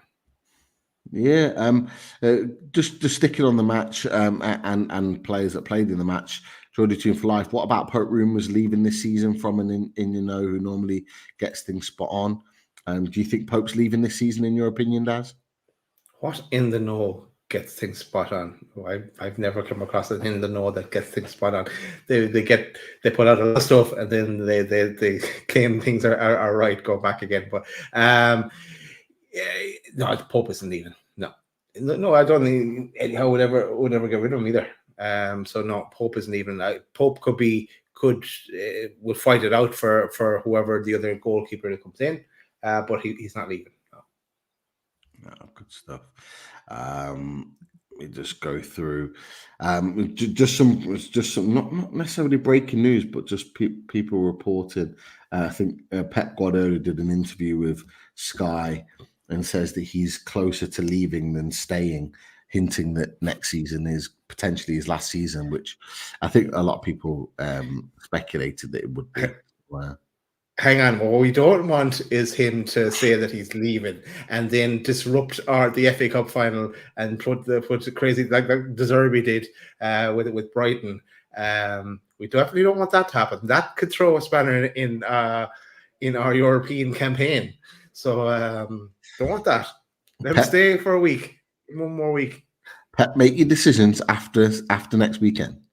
Just get the job done first. That's what we're saying. Reggae Stand, great to see you in the chat. Reggae Stand, is Minter going to Australia? Good question. If anyone knows in the chat, I don't believe he is. I think Garan Koala is, but I don't. Garan Koala is, and you can see what that makes sense. It's a kind of a bit of a marketing ploy as well. Why not bring Menta along, because we need to get a proper look at him, and there'll be plenty of options. I wouldn't be surprised if a few more drop out of the trip as well, to tell you the truth. I know you'd feel sorry for people that are dying in Australia, dying to get there to see all the stars, but you can also understand that had a hard season, and this tournament is right in the these two games right at the end of the season is it's tough, I'd say. I would agree. I'd say the same if they're going to Ireland, by the way. It's tough on the players. Question, there's a couple of people have put this. Michael Palmer said, whose Newcastle career is over now? And Michael put, how many players that were in the team today do you think have played their last game in black and white? Two similar questions, very good questions. Okay, so you know what? Because I never showed this picture. I never showed two pictures, and we can talk about it from there. So this is right after the game, where cheering with the supporters, the away supporters. But this one, our last one of the season, last one of these pictures. So let's go through it. Okay, Shara is staying. Kraft is staying when he's on the extension. Hall's definitely staying. Dummett is gone. Dummett has to be gone. For me, jump in here and Pete as well. Miggy, I think Miggy gets sold, whether he likes it or not. Miggy, we have to move Miggy on and recoup some cash for him. Whether he's going to Saudi, whether he's going back to the States, I'm not sure, but we need to cash in on Miggy. Dubravka, I wouldn't mind Dubravka moving on either. I think he's gone, mate. I think he's gone. Yeah, and for him as well. Look at then like one last paycheck somewhere else as well. He knows he's going to be down the pecking order again. Dubravka's the lower end Premier League club. Like Martin Dubravka can play for like a Nottingham Forest. He could play for like a team like that. And do well. A newly promoted team, for example, he could go and play for a Leicester City or I don't know, a team like that. He could maybe even go down in like someone like Burnley. Like there's a number of teams that he could play for, bottom half of the Premier League, but he's not a player that you would want to come in and play for a team that's fighting for European football. You just don't want him to. Like for me, Trippier is the big question mark. That he could well leave in the summer. I wouldn't be surprised to see him move on. We'd have Tino, Trippier, and Kraft, so 3 right backs. Could well be needed for a European season, so potentially he could stay. But that's one to. I saw a good point. Sorry, Peter, to interrupt. But I saw maybe it was in the Irish Max chat. I saw it, but for what we. I know he's on big wages as well, but for what we get for trips, now I like Chris, I would have taken that offer from Bayern Munich in January. But for what we get for him, we're going to have to bring in a replacement. But unless we bring in someone, we have. Hang on, we have from Swansea, the lad we haven't got from West Ham, Harrison Ashby. on our books. Harrison Ashby, yeah, we have him as well as a right back. So then we have a backup there as well. So we have 4 right backs really, when you think about it. So yeah, I'd if we got a good offer, I would move Trips on. He's there for the leadership skills, but he's been in decline this season. A question here as we're talking about it: do we need to sell one of Willock or Longstaff if everyone is fit? That centre midfield room is pretty full, which is a great point. He's selling one of those. I'd listen to offers for both if they came in. I'd listen to offers. Well, whether Eddie Howe would offload either of them, I'm not so sure. But yeah, you'd look at offers for them over, some of our 4 or 5 key players that we can't move. We don't want to let go of. So yeah, I'd listen there. Would you be the same? Yeah, I would. I think Longstaff with a year left on his contract, I think he's at a tipping point. A decision is going to need to be made. We cannot afford to allow him to go into a new season with a year left on his contract. You don't want to lose someone like him for free, particularly if you can get like pure profit from him. So I think that there will be a decision made on Longstaff this season. He either gets a new contract or he's sold for a decent fee. Anywhere between 15 and 20 million, I think we could probably get for him for a team that we're willing to pay it. So I think that's definitely a conversation. Callum Wilson, I think, will leave. I think Eddie Howe will want him to stay, but I think just like with Alan St-Maximin, the finances will be too great of an opportunity to turn down. Then you're looking at, other players. There's not many other players in that picture that you're thinking could probably leave. Rumors around Nick Pope could be because you could get a decent fee for him still. Like the fact that we signed him for 10 million, like he was worth way more than that. He was worth the best part of 30. The fact is he got relegated with Burnley. So you could probably get around 20 million for Pope. Do they consider that if you're going to sign another player in? All question marks really, but I'm just looking at players you could potentially get. Then you'd have to buy 2 goalkeepers. You'd have to buy Ramsdale and someone else. I do think Pope stays. I think it would be crazy that Pope leaves. And to be fair, the only way Pope leaves is if you're getting a really big fee for him, and then you're keeping Dubravka as a backup for whoever comes in as number 1. But personally, I wouldn't want that. I would want Dubravka to leave for whatever fee, and then get Pope to be number 2 to whoever comes in. Personally, and you forgot one. No, he wasn't in the picture there, Pete. But this man, get the fuck out of here! This guy, come on, show us the money. Pay up your typebreak is the other line there. Apologies for the bad language, but it's dragging on far too long there now. It needs to be sorted out. 20 million, please. Bang. Move on. There he is. Dan Ashworth. There he is. Dan Ashworth. Just there chilling. Just chilling. Give us our money. Give us our money. There you go. That has to get started now soon as well. And then let him give him. He can't start till a certain date then as well, just to rub it in. Quick fires, Dad. I'm going to whip through some quick fires. Let's go. For you.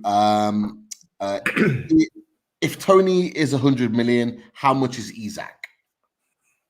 500 million. Because Tony is not worth 100 million, and I know the conversation you had with Ali on the away days as well. And his price it wasn't talk about 45 million, which is not a bad price for him then. If I think you said if he had a good season, he would have gone. He'd go for around 60. I imagine he will be on the move, but in no way is he worth 100 million, because Isak is worth 500 million if that's the case. Jimmy Watt says, do you think Tony's challenge from behind on Bruno was a sending off? Did you see that one, Daz? Do you mind to see that? No, challenge? I look forward to seeing that. No, what did you make of that? Yeah, it was a dirty challenge. I think he got a yellow card. It should have been at least looked at for something more, because it was a challenge from behind, and he did catch his ankle. Bruno even says to him afterwards, after he gets up, because Bruno was down for a little bit, going why are you even doing that? What's the point? And to be fair, Shaw comes in, he wades in on Tony. He's ready to go, and I love that about Shaw. Because Shaw been battling with him all day. It was a nasty challenge, no need for it, and wasn't the type of game for it.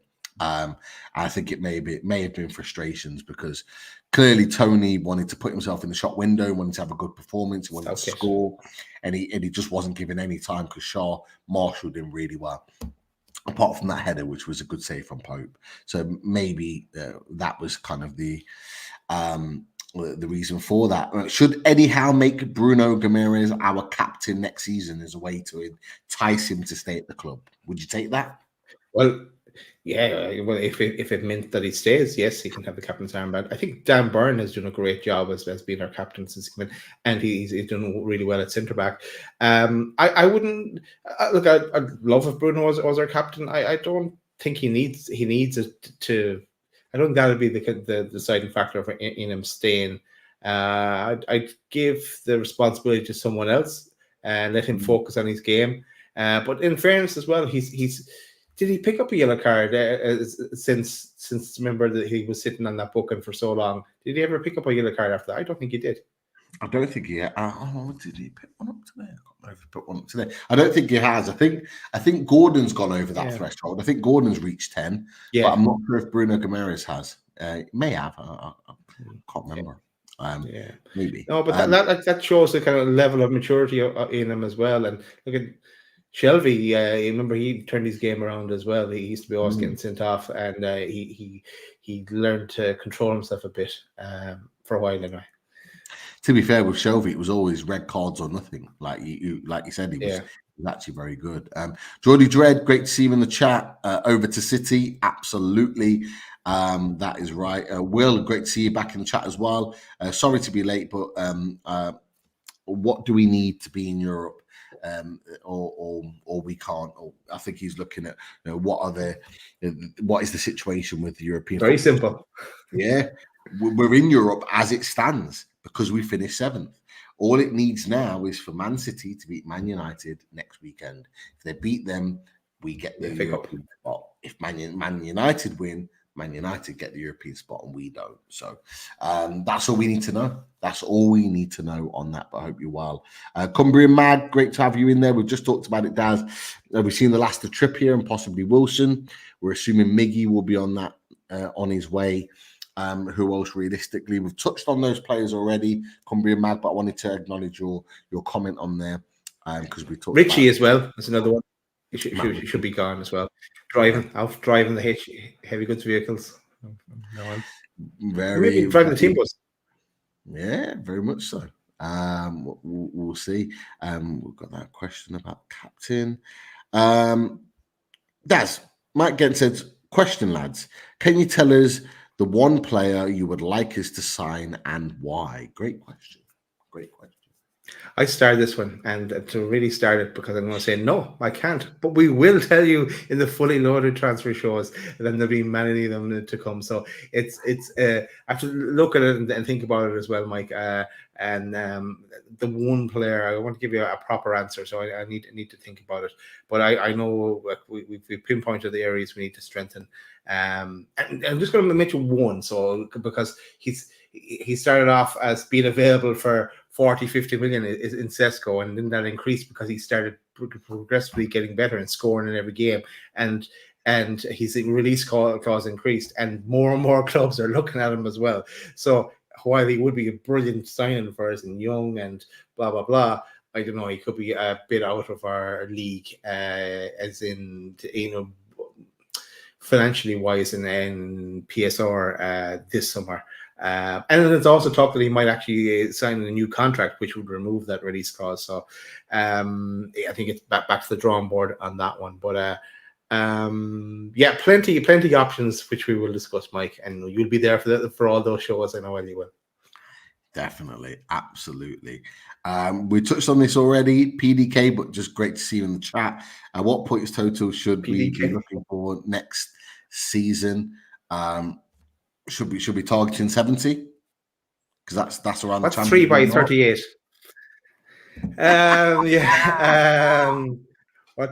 We should be targeting points total. Just looking 75. Let's go 75. Interesting. 75 Very plus. interesting. 75 would be a great number to be targeting because that would guarantee Champions League football. And then it's a case of what happens next. Yeah, very interesting. We've touched on it already. I want to get your direct opinion on this, Daz. Wilson, will he ever play for Newcastle United again? What are your thoughts? He might play for them in Australia. Alan, like get out of the question, but I think I would cash in on Wilson, and I would try to bring in 2 strikers, but definitely 1, so that we have someone that is going to be fit. And now anyone can get injured, but we know Callum Wilson will again miss half the season if he's with us. And if he is to stay with us, we need another option in between Isak and Wilson. So I think he's gone. I think he's going to move on. Yeah, and we'll thank him for his services. He's been great for us. So we'll give him a send off. Definitely.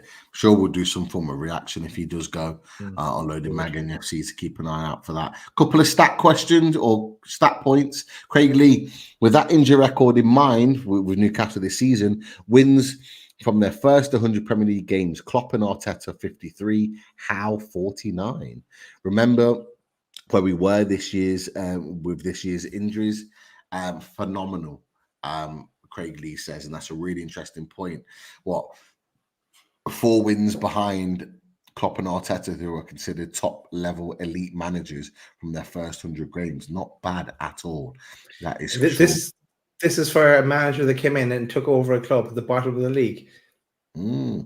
Like a challenge there, isn't it? Good luck, Daniel. Let's try to emulate that. Exactly. And another stat from Nobby Clark. Sky Sports have reported that Bruno Guimaraes has covered the most ground this season over any player in the Premier League with 423 kilometres. Outstanding. And I'm not surprised by that as well, because that guy covers so much ground. He might not be the quickest, but he certainly gets himself around the pitch, and fair play to him. Absolutely outstanding. Outstanding from him. Great to see. Question around Ramsdale and the talk about Ramsdale. We talked about it on the away days, but why would Ramsdale swap second at Arsenal for second up here at Newcastle? Does it make sense to Jonathan? What are your thoughts on that, Daz? He wouldn't be coming in as second. He wouldn't be coming in as first either. It would be an open playing field. Show me. Eddie Howe would say, show me who gets the jersey, and one mistake and you're out and you're swapped out. It wouldn't be like David Raya in Arsenal where he has it the whole time. I think it would be coming in to challenge Pope big time, and so I think it would be a straight shootout every game. And this with European football as well, there'll be plenty of games for both of them to play. I'm slightly different to you, Daz. I actually think if he comes into Newcastle, he comes in because he's been told he's first choice. I don't think he comes back into a situation where he's fighting for number 1. I think his next move, he's going to want to know that he's number 1, which will be a big statement with having Nick Pope if he does come into the club. So I do think it's going to be a huge move for that reason. A huge move. So yeah, I do think if he does leave Arsenal and comes to us, he's coming in as number 1, and he'll be the number 1. But that's where the Pope rumors are coming from. So the people are putting 2 and 2 together and coming up with Pope wants out then, and it's an easy rumor to start, I guess, unless there's some kind of truth in it. But I don't think Pope leaves, mate. I don't think he leaves either. I don't think he leaves, but I do think that'll be a case. Well,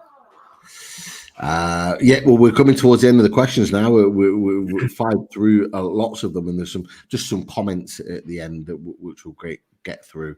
JC says a great final game. Conference will be fun. Absolutely. Let's go for a question possibly for another show. Is there any player you would like us to sign from any of the teams that finish below us in the league? Maybe so to do one down the line. Sorry, maybe who did you say? maybe a show to do down the line. Oh yeah. That's a show in itself. Yeah, because I think we did the luxury tax show, didn't we? Which was quite when we brought our players, but players to sign from below us in the Premier League. You could take every team. Go to pick a player from every team that's in the Premier League, and who you take from each of them, maybe there'll be one or two. Maybe there'll be some clubs who wouldn't pick anyone. But that could be a show in itself. Mike, thanks for the suggestion. Yeah, we keep that in mind. Definitely. I'm not answering any of Mike's questions. Chris NUFC says, if we get Conference League next week, the final of the Conference League is in Poland, May 28th, 2025. Good to keep in the calendar, Chris. We'll make a mental note of that one. We're all going to Warsaw, Anthony, Gordon, wherever it may be. Love it. A sponsor-related question from Michael Palmer. Does anyone know where I can get my bathrooms refitted and heated whilst I shave my balls? Well, we're glad you asked that question, Michael, because we've you need to get heated. The radiator shed will sort you out. You need big radiators. You need. Where's the big radiator? Has it come up? Yeah, you need small radiators. No. Russ has got them.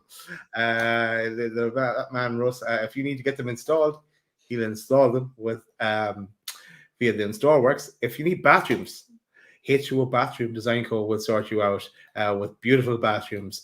And your last question was about balls, I think. So yes, we have everything you could need in that front as well, and we have a code to go along with it. So if you use the code loaded20 at manscaped.com or manscaped.eu or IE, whatever you fancy, and you get 20% off and free shipping across all the Manscaped range. So they will sort you out. Here's just a few pictures popping up here on screen. But yeah, there's big ticket items, expensive items in the Lawnmower 5.0. Not too expensive because it is a quality product actually, and there's a lot in that pack as well. But then there's cheaper items as well, which are very, very useful. So you'll check that out at manscaped.com and we'll sort you out. But I hope we've answered your question, Michael. And if you have any other questions in that area, contact Chris Hall. He would gladly answer any of your needs. Any tips and tricks? Chris Hall is the man in that front. I hope Chris gets loads of weird emails now. Go on, Pete. We just before we carry on, just a huge thank you to everyone that's tuned in tonight, that's been a part of this reaction. It's been a great reaction and a great one to have to end the season really well. Thank you for watching. Make sure you get those likes in for the show, and if you're new, and there's been lots of new people in the chat, consider to subscribing to Loaded Mag NUFC and coming in the chat more regular. It'd be great to have you and get your opinions down and mentioned in as well. A few more comments in there before I go with the final few questions. DXK mentioned about our conversation earlier about Newcastle and Villa. Newcastle have a much stronger squad than Villa. Conference League would give us the chance to rest players in the early rounds, which I would agree with. Do you agree with that, Daz? Yeah, 100%. Yeah, agree with DXK there. Yeah. Excellent. Mandy says, lads, I think Lewis Hall was great. So Eddie was right to get him ready to play for us, especially if he had been playing and didn't do well. Our fan base would have had knives out for him. In Eddie, I trust. Good comment. Would you agree with that, Daz? We talked about it earlier. In Eddie, in Eddie we trust it as well. Look at loads of questions came his way about Lewis Hall. Loads of questions, like Lewis Hall kept stum as well, put his head down and got on with it as well. Didn't complain, just got on with it. And yeah, look, it's showing now, and I think we'll really see next season the emergence of Lewis Hall being a key figure in our team. And plenty of games for him. Definitely. Last few comments that we'd starred. Alan Thompson, of course. Thanks, boys. So disappointed we didn't get 95 points. But so I flip-flopped so much. It's already good fun. Of course it is. Still not over the Man U defeat, but today has helped the healing process. Look, we're getting European football, which is a positive. And we hope Man City see that through. But great suggestions with your points totals. Please keep them coming, Alan, over the course of next season. We'll look forward to hearing them. Nobby Clark says, when is the next Loaded Mag show? Proper analysing, looking forward to next season. Ooh. Good question. Yeah, keep an eye out for this week, because I think we will be coming back with shows now. It's the fully loaded transfer season, as David John Cook says. Busy summer for loaded transfer show over on Loaded, of course. And we've got plans already. Reaction shows. Reactions to sales, reactions to signings, reactions to speculation, big top name guests, full rows of players thrown into the mix, all the latest rumors and our thoughts on them. Some little tips that are little suggestions that we may make as well. Your suggestions in the chat, because that drives us forward as well. We listen to what you say. We mightn't have heard either. Probably be difficult to get past this, because we are constantly looking out for something, but something it's breaking news as well. We're on. I love that. I love when there's a bit of breaking news, and we go, what? And we get all excited about. We ditch the agenda and focus on that. So that's all to come across the summer. I know I'll be on a pitch at under sevens or under nines Gaelic training or match, and I'll get a text going, let's get a show on tonight. This has happened. So reaction. We'll be on the case. Yeah, definitely. We will be on the case. That is for sure. Lots to come from Loaded Mag NUFC. Keep an eye on all things on Twitter, on TikTok, on Instagram, and of course on YouTube as well. Interesting one here. Rumors that Guimaraes' clause could be in place again this summer, between 17 and 20 million. I think we talked about him as a player over the course of January. That would be a pretty decent signing. Daz, I don't know if you saw his goals from yesterday. He looks a player that if we let Callum Wilson go, maybe comes in. I've seen your tweets, Pete. You are all over him. You really like. He's Bayer Leverkusen, isn't he? Not Leverkusen. He's at Stuttgart. Oh, it's Stuttgart. Boniface. Okay. Boniface is Leverkusen. Boniface. Oh yeah. Sorry. Yeah. No. I haven't looked at it in detail. If rumors ramp up again, then I'll be back looking at them. But I did look at them back when we talked about them before. Yes, for that kind of price, it's a bargain.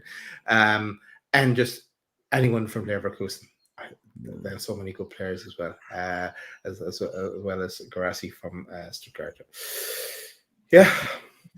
Yeah, I know. He said nice to see Kiefer was a mile off with his prediction. We are too. That's for sure. And lastly, any Euro shows? We hadn't planned to do any Euro shows. I don't know. Well, I can be on the opposite side to the fence for any of those Euro watch along shows or whatever we might do. Who am I supporting? Georgia. That's who I'm supporting. KK and Marmashvili are my team in the Euros. Keep an eye on that one. That is for sure. And I think that's it. That's it for the questions. Cool. For tonight, some great questions. There was like 50 odd that we managed to dwindle down and get through. So thank you to everyone in the chat for getting those questions in. Apologies if we didn't get to everybody's, but try to whiz through them as much as we could, whilst keeping up with the live comments that were coming in as well. But hey, we're celebrating 3.7th place European football in our hands. I can't ask for much more than that. No, you can't. Look, we got through a massive season with a lot of games, a lot of reaction shows, a lot of everything. But that's all in the past now. Just get over that FA Cup, Man City victory, and we can get on to concentrating on Europe and also into our fully loaded transfer shows and everything and all the reactions to different things as well. There's plenty. There's like the kit launch. There's loads of different things to look forward to. So we are going to be very, very busy over the summer. Right. That's it for season 23-24. Only one thing left to say. How'd you like that? Good night, everyone.